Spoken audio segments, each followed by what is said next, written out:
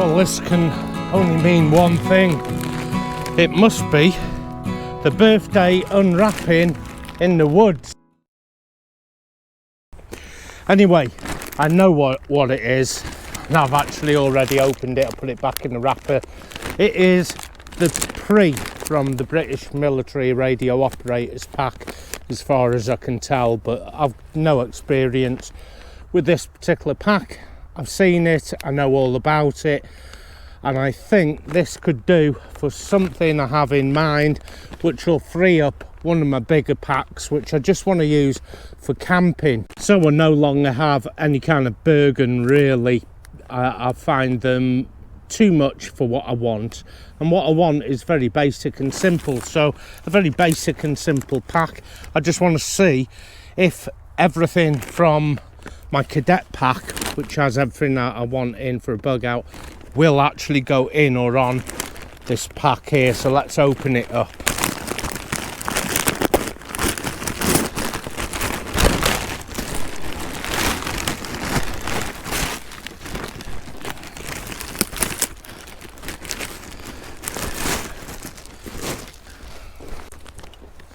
Now I've got to be quick about today's episode, because if I want it to go out on the right day, I've got to go home and edit this pretty quick.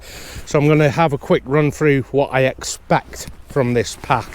I expect this pack to hold 3 days of food, my sleeping bag, my bivvy bag, my basher. Anything to keep me warm, dry and well fed is my 3 days of survival. What dictates your survival after that is trip duration, and like I say, 3 days, so I might have a change of underwear, and certainly 3 days of food and the ability to cook that with the actual acquired amount of fuel. So pretty simple, 45 litres to do it. I'm going to put it down here and we'll have a look at it empty. I'm going to switch the components from my 50 litre cadet pack, which has the sleeping system inside, and my theory is that the sleep system, or at least a sleeping bag, can go on top here because it does have a floating lid. On the front of the PRI pack here, PRI, is a row of ladder here for your molly. Let's have a count up. Usable, I would say 1, 2, 3, 4 by 1, 2, 3, 4, 5, 6. 4 by 6. That's not bad. Let's see if there's any molly on the side, and there is. There's rows of molly, QR clips, and the row on the molly here is 1, 2, 3, 4, 5 by 1, 2, 3, 4. And at the base of the side here is a pocket. Now I'm going to put an Nalgene into that, and that will be my water carry, but it does have the capability here to put on side rocket pockets. Same on the other side, QR clips. So these are going to be the quality Thnx. Let me just check. It has a different marking on there. I'm going to have to check that out. Now these, oh, that's tough as old boots. That I can't squeeze that together. Yeah, these are available in different grades, and this one is going to be classed as, I'd say, grade 1. Now I have noticed some broken teeth on the side here. On the zipper there's about 4 teeth missing at the bottom there, so the pack rocket pocket will come undone unless I address that issue. I might be able to put some teeth on that. That's the only downside. Snow collar entry here, top loader, cinch toddle on cord, usual deal. It's just one compartment, it's not split into 2. There's your snow collar, and on the inside are a couple of buttons, and that would be for your radio pack. So click button there, and there's one further down here. Now that would house your radio pack, but you could probably actually use that for a laptop or something. So I do want to start switching over some of these components now. I know the sleeping bag is going on the top because it does have a floating lid, which means I don't have the ability to use it as a run fast. I will have to put the sleeping bag away into a stuffed sack. Gee whiz, this is pretty heavy because I do have all the things that pertain to a SEMO, which is complete equipment marching order for the much larger Bergen. So let me strip out all the components from the cadet pack. I'll just quickly put them out and then see if I can get them in or on the 45 litre PRI. So I've taken out all the components from the 50 litre cadet pack. My sleeping bag is 2-part buffalo, so not a lightweight sleeping bag or anything, although it's lighter I think than my Thnx army bag. Got a buffalo smock underwear.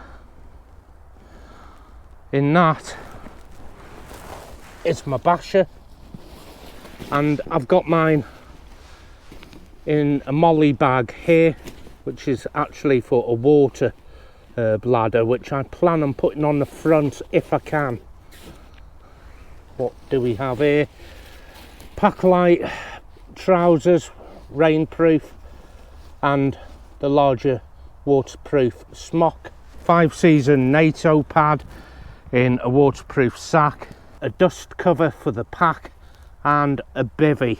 The sleeping bag is going on the top because it has a floating lid, so I have the ability to carry it like that, so I will.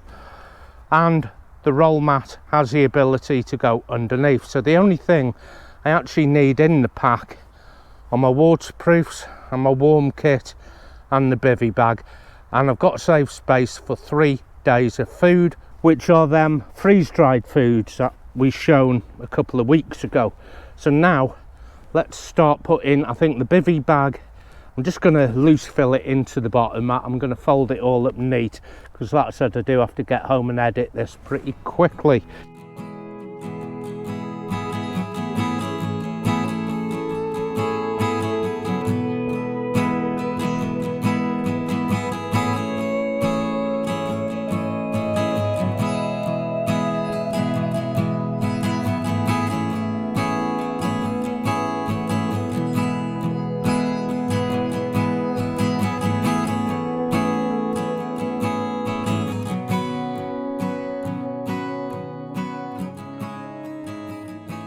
So my Gore-Tex rain cover for my sleeping bag, we call them bivvies, is going down the bottom of the pre-pack, the PRI. And that's just gone into the bottom there. Next is my warm kit, which is a buffalo smock, a hat, gloves, socks, underwear. It's my warm kit. Now I do want to leave room in there also for some food, and I want to see if I can do that. Next is my rain gear.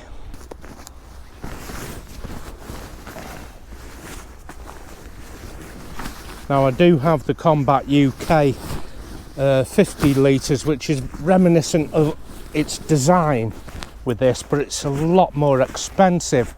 And you can actually see that Combat UK 50 litre version of the PRI on one of the car boot treasure videos. I think it's part 2, 2022. Have I got enough room to accommodate the food, the fuel and the cook pot? I'm going to say yes. It's close, but I'm certainly not to full capacity, so I should be able to get a little more in there. Here's the floating lid, and this allows the lid to ride quite high. This plan could actually work. All the equipment from my 110 litre SEMO into this 45. I want to use that molly to put on this water bladder, but this water bladder actually has my basher kit in. Now remember, I do have the ability to put on 2 rocket pockets onto this. There you go, that's all my ground pegs, everything I need. That needs to be mollied onto there. I'm not going to bore you with doing all this molly up, but that is what is happening. And I've just sold my MTP kit, including my Bergen, because I don't really use Bergens for bug out. I want something I can move a little quicker with, because you can guarantee when you need to move quick, the roads will be gridlocked. I can promise you that. So you'll be travelling by foot. Now if you want to carry a strapping great big 4.5 kilo Bergen, and God knows how long you might be carrying it, even the length of the country maybe, who knows. But you know, if you're going to forecast disasters, most bug out bags are only fit for 3 days, so is this. So the kit that goes into the rocket pockets is the thing that's going to help me extend the duration of the bug out. It will have hunting gear in, fishing gear, you can imagine, and some tooling as well. And I'm not big on carrying axes. It's very bushcraft, and this is very prepper. You kind of a snail with your home on your back. You don't actually make anything. So a bug out bag is for optimizing your own convenience by having everything accessible and quick to hand. So with this configuration, it's not a run fast. Now by tightening on the top lid, it in turn tightens up down here at the bottom where my pad is. Every time I move, I put my glasses down, can't find them, so I've got to be really careful I don't stand on them. And the thing is, I can't see them either. Anyway, dust cover, not going to really need one, but I found it in my pack.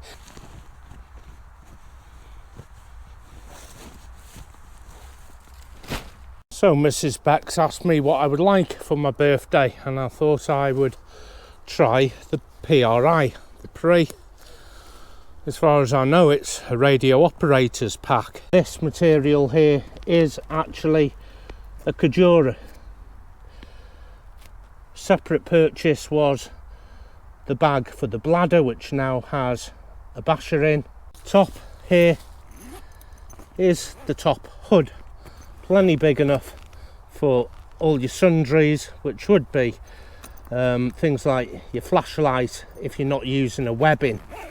So I probably might use that with a webbing. Not a lot of people even like webbing, but it would actually be more beneficial. Remember, I still have 2 10-litre rocket pockets to go on. Found my glasses, so I didn't stand on them, luckily. Yeah, I could use this with a webbing belt, a platform around your waist, maybe has 4 pouches and then some mag pouches which you'd put your water bottles in, your canteen, your stove, your rations, and some auxiliary sundries. That would go great with this, it really would. Now a lot of people don't like even seeing webbing on my channel. Some of the commenters say it would scare people. It would scare people. I've heard that a couple of times. You're an absolute knob then, aren't you? It is just pouches on a belt that go around. There's nothing to be scared of. What else have I heard? I don't see why you just don't put everything in your pack that is in a webbing. Now webbing's been around in the British Army a long time. It obviously works, it's obviously functional. British Army do not carry the bulk of the weight in their Bergen, period. The bulk of the weight is on webbing. So whether you like webbing or not is your option, whether you're going to use it or not. I may use it, I may not. Remember, I never use a full webbing anyway for camping. And as soon as I get them side rocket pockets on, I can facilitate 3 days of food. And I don't see why this wouldn't be a bug out bag because all the components here have come from my much larger Bergen, which I sold. It is the last Bergen I'll ever buy. It'll be the last British Bergen I'm going to sell. I've got one left, and that's the one I modified. I stripped out the spine and everything. But for me, it is just 4.5 kilos of glorified sleeping bag stuff sack with straps on. That's all a Bergen is from my perspective. You've just lost the ability to run fast, but still you've stripped 7.5 kilos back. If you are absolutely adamant that your kit has to go inside, I would look at this pack here. Now this one is from the cadets.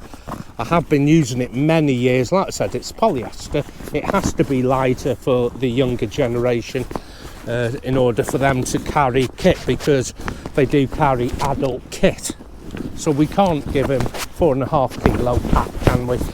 And they're only allowed one water bottle, and the rest is provided by the staff on Thnx. This helmet carry is actually on the cadet pack, and it's where I used to have my roll pad, because I don't need a helmet for wild camping.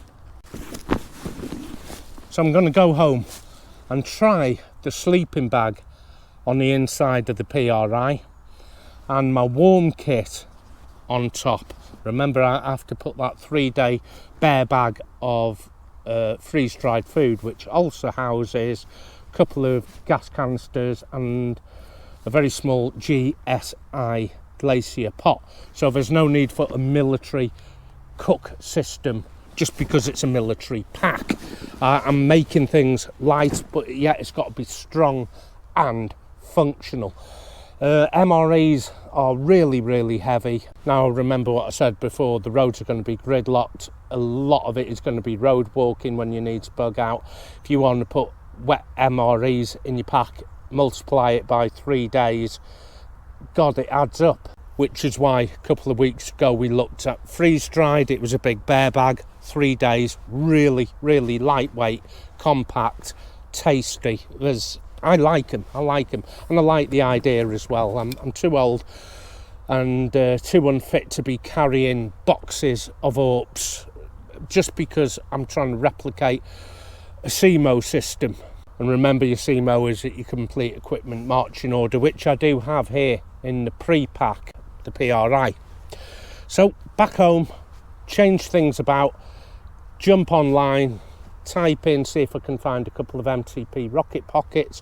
I've also got camping pockets coming as well that go on the side of this, so I can facilitate only maybe 1 day's night camp, so the pockets are slimmer, and we'll have a look at them after Christmas. Why after Christmas? Because that is what I'm getting for Christmas off Mrs. Beck's. I'm going to get some side pouches that I've got missing on some packs. Okay, I'm going to keep my other Bergens, such as my large Saracen. That is an awesome pack. I can put 2 winter sleeping bags in and my hot tent and all the pipes and everything, but that hot tent is absolutely huge and heavy. So I'm going to have to find a lighter one, and I've got one that I've got in mind, and I might even buy that. So Bergens are for personal recreation for me, and the smaller 50 and 45 litres is ample enough for 3 days bug out, as where other people on YouTube reverse that role. Now if you can get it into your head all you need is shelter insulation and a cook set for 3 days, you can travel really light. So that is the red light flashing. Battery is about to run out. Thanks for joining me on this birthday unwrapping on the woods. I'm 28 this year, by the way. Okay, I'm not going to get away with that. Anyway, got to get this video edited, and I will see you very soon.